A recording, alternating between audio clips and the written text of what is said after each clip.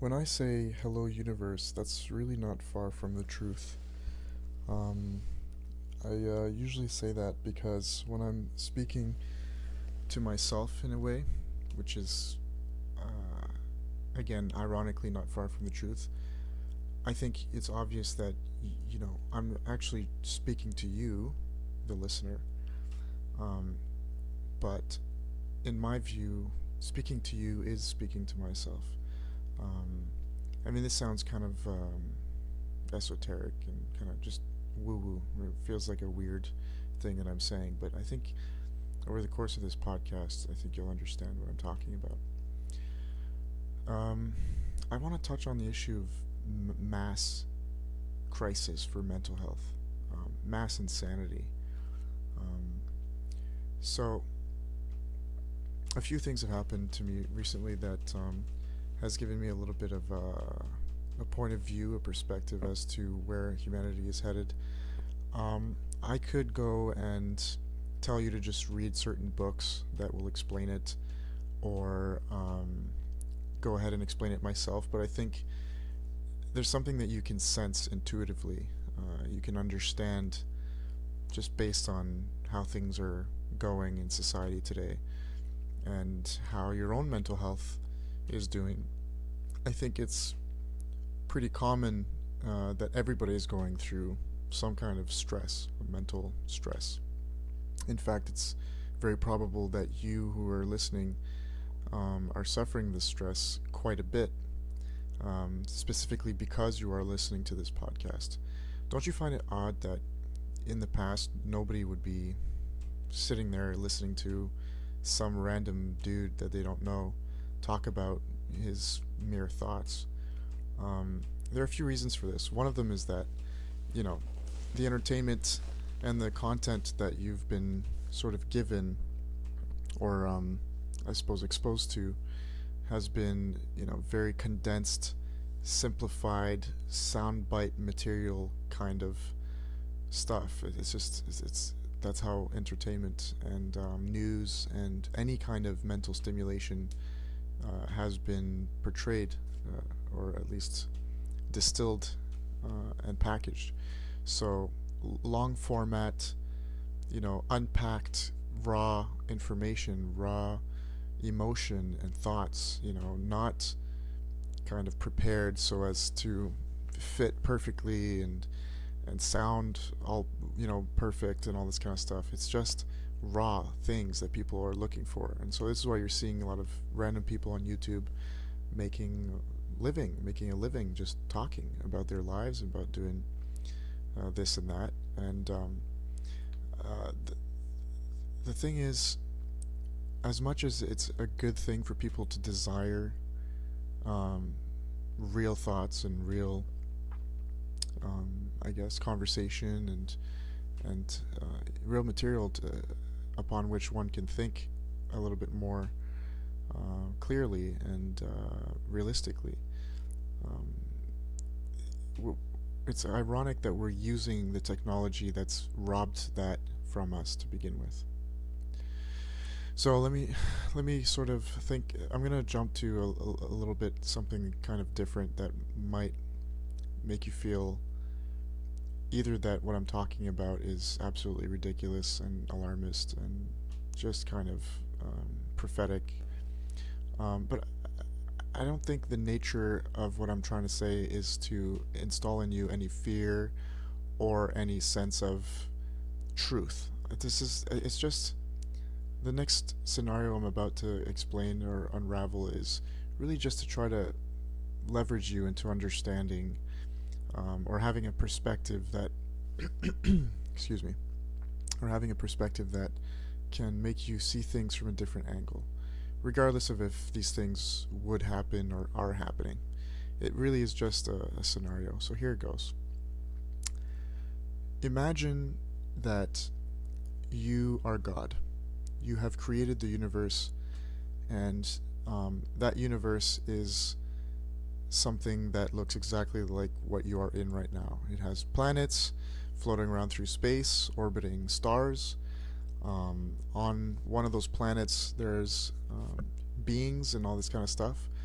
And these beings are called humans, which of course you created, because you are God, you are the creator of this universe, and you're the one who can experience it as being your creation.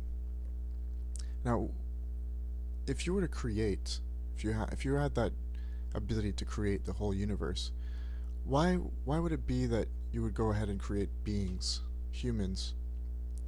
I mean, it's conceivable that at some point you would run out of things to create, and you would try to somehow have some kind of experience that's more meaningful than just creating random things like planets and matter and explosions and all this kind of stuff.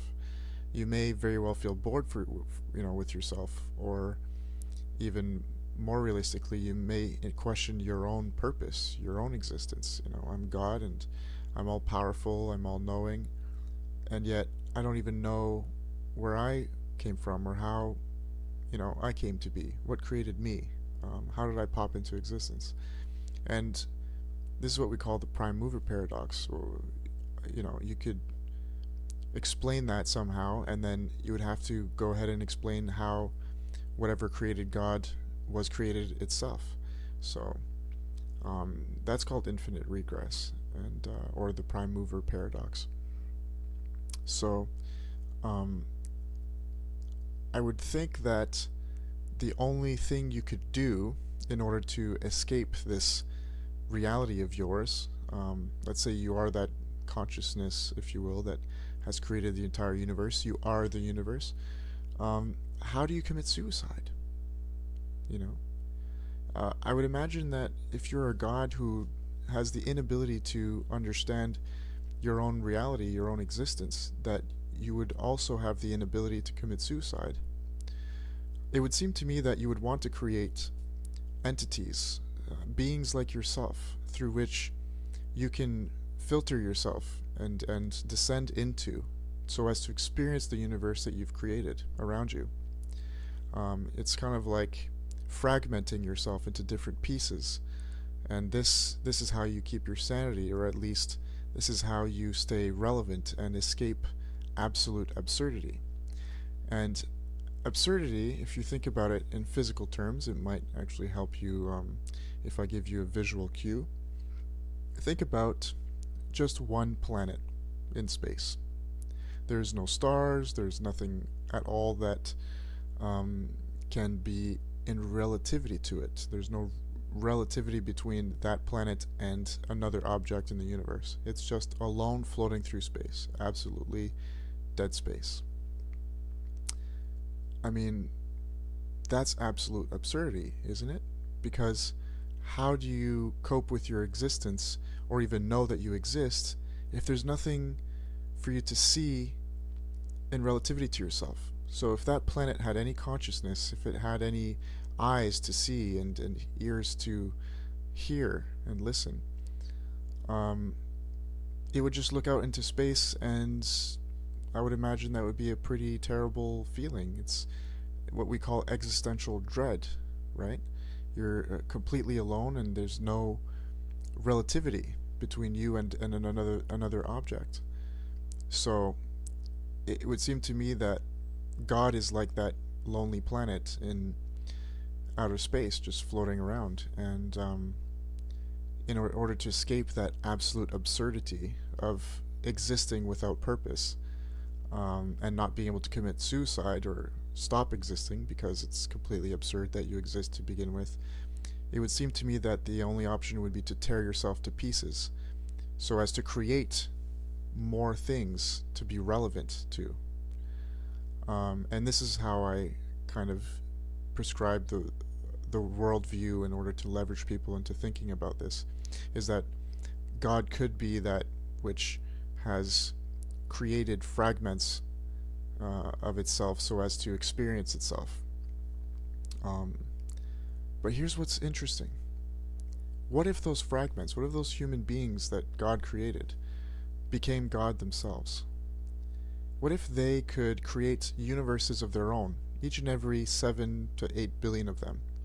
And in these universes, they had absolute control over the physics of it and the creation of the construct of it, and everything else that happens within that world themselves, will they not experience the same problem that God, who has created those human beings, experiences? And this is why I feel the mental health of every human being on the planet is in sharp decline. Take a look at where you are right now. You may be in a cafe, or you may be at home with your family, or you may be running down the street, as jogging or something. Try to look at how many people have their earphones on, earbuds, right? Looking down at a screen.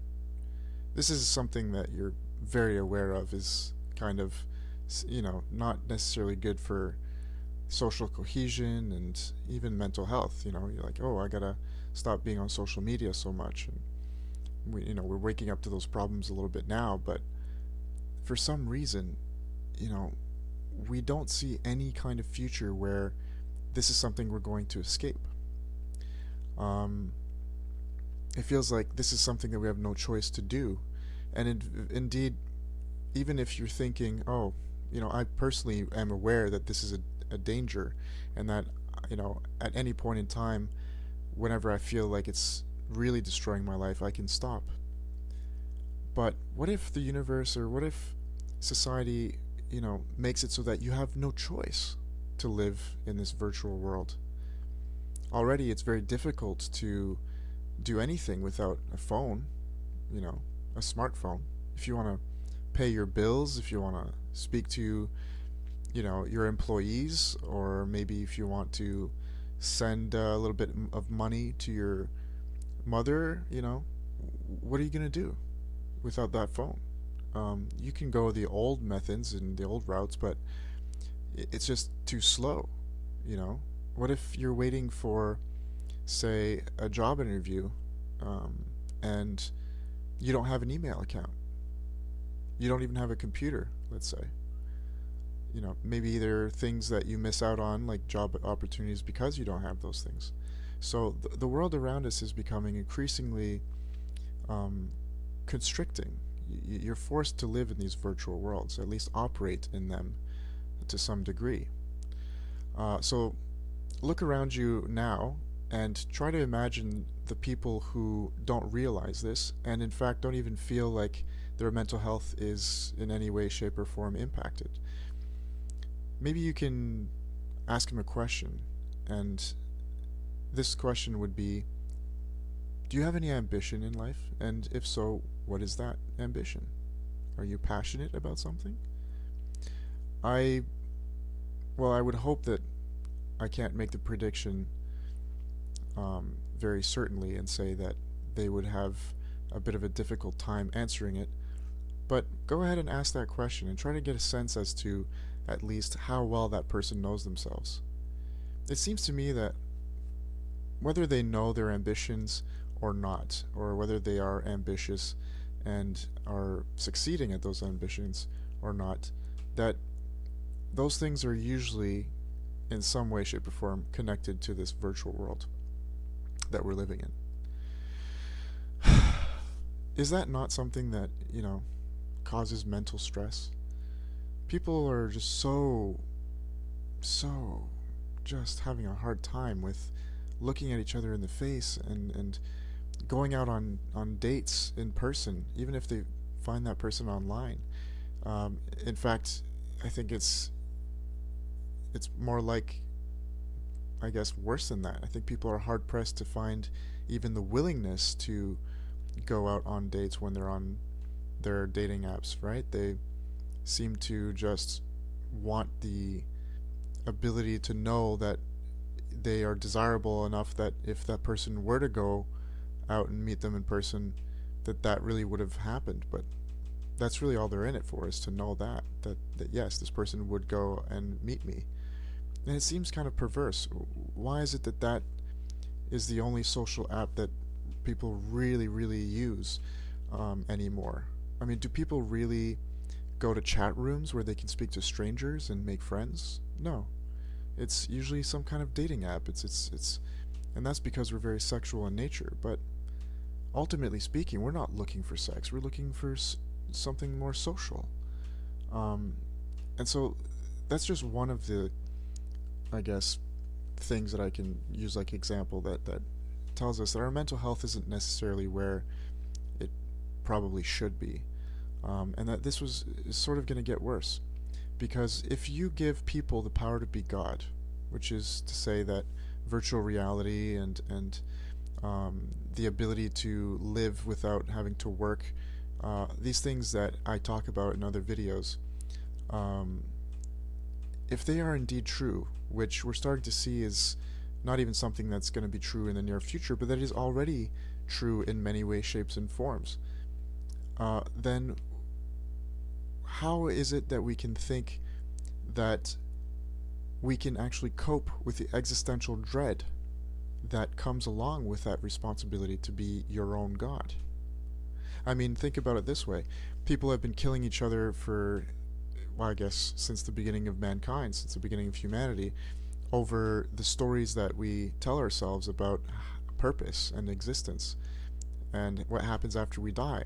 All these very, very important existential questions. There's been unrest and turmoil and struggle and pain on an individual basis, on a societal basis, and on a communal basis. As small as your family, ranging to your school, and so on and so forth, right? So if we already have so much difficulty with the existential dread here in base reality, and we're very, very limited as to the kind of power that we have over our own lives, what makes us think that we can go ahead and just live in our own virtual realities, to create and I guess enjoy our powers, and then have the ability to go ahead and deal with that existential question? What is the purpose? I mean, you're starting to see it every day, right? People are needing games that are a little bit more and more freeing. It's like, GTA is great, but the city is kind of small. There's I've reached the boundaries, blah blah blah, and it's like, oh yeah, Grand Theft Auto used to be great because I felt like I could do almost anything that I wanted, but now I just found that if I want to go and sleep in a bed and watch TV in that game, well, I can't even do that. It's like, so obviously the next version that comes out, you're able to do very trivial things like that, and it makes you wonder, well, why would you want to go and do that if you can't even really experience it, if you can't even feel yourself sleeping and dreaming in that game, and yet you have the desire to go and do that in the game? What does that tell you about your own life, that you can't even enjoy base reality, right? So we do want more power. We do want the ability to live without pain and without responsibility, and we indeed may very well get that ability. It's not going to fix the problem that we don't know what to do with ourselves. Imagine now that you live in this virtual world. Universal basic income supplements your having to work for money and having to work for the console that allows you to experience this virtual reality when you would otherwise come home from work. You don't need that anymore. You have the universal basic income, you have food, so you can just sit there 8 hours a day in your virtual world, maybe even working. Perhaps you started your own company and you sell some kind of designer product to other people in their virtual worlds who aren't necessarily interested in, say, for example, designing the Lamborghinis that they wish they could drive. And so you do that and you sell, I guess, a code that they can download, and there you go. They have a kind of cool Lamborghini that they've shopped when they connect it to your virtual world. I mean, these are things that are going to be happening, and already they are happening. People play a game called Second Life, and they indeed have an economy there, and I think even a government.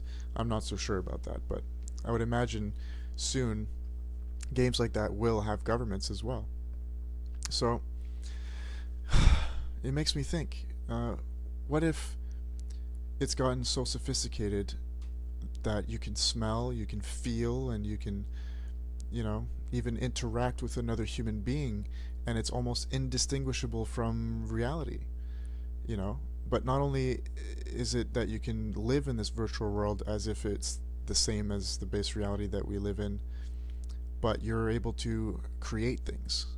At what point will you get so fed up and bored, that you're going to have to turn to creating beings of your own in that world, through which somehow you could split up your consciousness and have every sort of experience that those individuals are having simultaneously, right? That would be almost like having another hit of the bong, or taking another swig of the bottle, or shooting up another syringe of heroin just to boost the high. And this is never ending. What if you've created those beings and you enter into that virtual reality, let's say 22 hours a day, and during those 22 hours you don't actually go ahead and create and navigate your reality that you've sort of constructed for even 4 hours. Most of the 22 hours that you're in that virtual world, you've decided to somehow experience that virtual reality through multiple people at the same time. So you have like entities, bots, for example. One is in a rave club somewhere in Tokyo, Japan, and another person that's on some planet that you've named, let's say Xenu. It's a Scientology kind of reference right there. And on Xenu you have an alien that's purple and has 3 penises and 4 vaginas, and you're fucking yourself. It would seem to me that would allow you to escape the question of purpose, ultimately speaking, because those beings, those characters that you live vicariously through, have their own ideas of purpose, their own stories that they've created, because you've created them to be able to do that for themselves, to create religions. And this is never ending. Maybe those beings go ahead and create computers that eventually simulate virtual worlds for them. This is what we call simulation theory. It just states that if computing makes it possible for you to enter a virtual world that's indistinguishable from the base reality that you've come to know so far, that the chances are you may very well be in a simulation right now, and that your base reality isn't base reality. Now, like I said at the beginning, there's no statement of truth here. This is all just conceptual, just to make you rethink your position in life and what your mental health is. Because I believe if we go ahead and press forward into this kind of lifestyle that seems to be getting more and more ubiquitous, without really thinking about who we are and where we're going and how we want to live our lives, then we are breeding mass insanity, mental problems on a catastrophic scale that will eventually, I would imagine, cause civil wars, chaos. It's already, so visible with iGen. Kids who are born with iPads in their hands, you take it away for a second and they can't cope with reality. And in fact, I would even argue that the transgender movement is a very good example of this sort of side effect of virtual reality, because as much as your grandmother could be, scolding you for telling her about this podcast and explaining to her what I've just explained, she could be saying, "Oh, I'll never, jump into that kind of virtual reality stuff. That's crazy, and this is just all evil. It's the devil." And meanwhile, she's on her laptop playing a Facebook game. Right? She doesn't even realize that she is interacting with the virtual world. It's just very rudimentary. So it doesn't really matter whether, you can't tell whether you're in the virtual reality or not, What really matters is, what is it that you're doing? What is it that you're thinking about? What is it that you're feeling? Are you spending time with your family? Are you taking the time to smell the air in the morning on your balcony instead of just, reaching for your phone?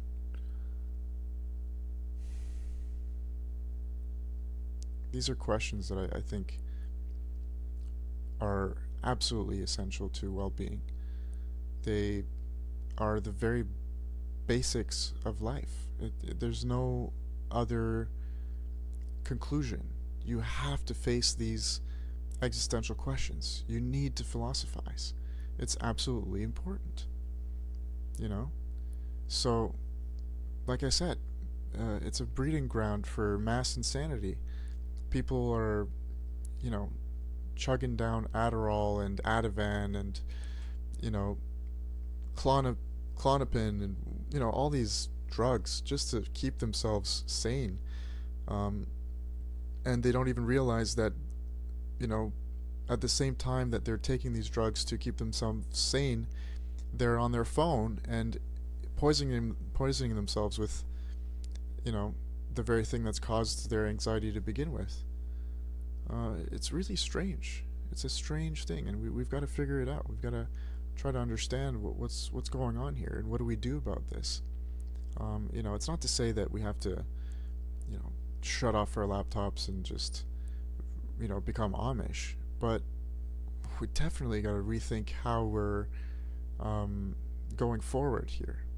And I would urge people to, I suppose, maybe even try, let's say, 5 days without Facebook, or 5 days where you go for a run, or 5 days where you draw something different every day, or 5 days where you draw a new write a new poem, right? Doing things that make you more human. Art, exercise, food, walks, things that seem absolutely absurd. It's like, well, what's the purpose in that when I could just, play video games? That allowed me to experience something that's a lot more potent and beautiful. I can, travel to faraway lands and have sex with exotic creatures. Why would I want to go for a walk around the block, in my neighborhood that I've seen over and over again every day for the last 12 years? Well, like I said, go and try to do those things that make you human, and perhaps you will realize that what you're usually doing isn't as human as you thought it was. Because if all you're chasing is that sort of, rush, that experience, that's got a sort of a condition attached to it, which is that you have to experience more in order to feel satisfied, then somehow I feel as if though you aren't really a god, even if you have control over your environment completely. It's almost like you're a slave, and what's the purpose at that point? Why have godly powers if we can't even bask in the sort of comfortable existence? And so who knows? Maybe we are in a simulation. Maybe we're figuring out how to escape existential dread once again, or maybe we can try to be that level of simulation, the one that breaks that cycle and learns how to be self-sustained in the universe somehow without having to, go deeper another level just to escape the absurdity of the universe. Of course, I'm trying to offer a solution, at least some building block that can guide us towards a solution for that, and it's my philosophy. I call it paradoxism, but that's for another podcast. I hope this one's been interesting and revealing, maybe inspiring. I would hope if you have anything like reaction that you feel is appropriate, to go ahead and message me, or comment or something like that. Anyway, like I said, you're a universe that I'm speaking to, or maybe I'm just speaking to myself, because I could very well be that God who is experiencing himself in the fragment that I call James. Alright, goodbye for now.